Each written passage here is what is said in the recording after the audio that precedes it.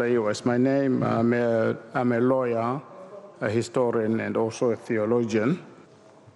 You gave a very excellent exposition of the Quran and Islam, but Judaism, Christianity, and Islam are all Abrahamic faiths.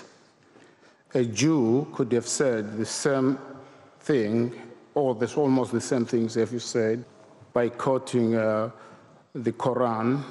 Sorry, it's quoting the Torah and the Talmud. A Christian could have said almost everything you said by quoting both the Old Testament and the New Testament. And I do not know whether we should be trying to say one religion is superior or more truthful than another. And if we do go down that line, what does that lead to? That's what led to the Crusades, etc. You mentioned about justice and peace. Of course, the Christian Bible mentions more. There are more verses about justice and peace than there are about the Holy Spirit. And of course, Christians were pacifists until 313. So what is the difference between what you are saying and Judaism and Christianity, and what would that lead to? But that's a very good question.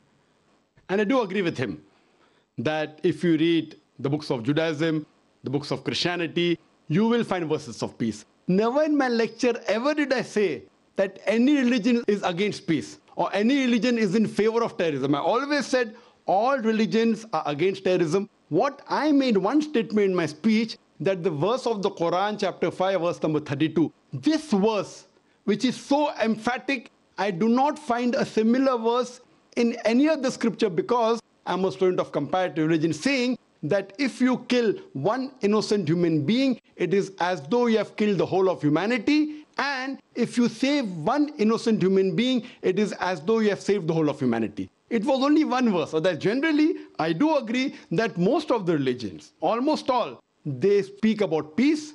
That's the reason Jesus Christ, peace be upon him. If you read the Gospel of Luke, chapter number 24, verse number 36, when he goes to the upper room, he says, when he wishes the apostles, Shalom Alaikum, which means same, peace be upon you in Hebrew.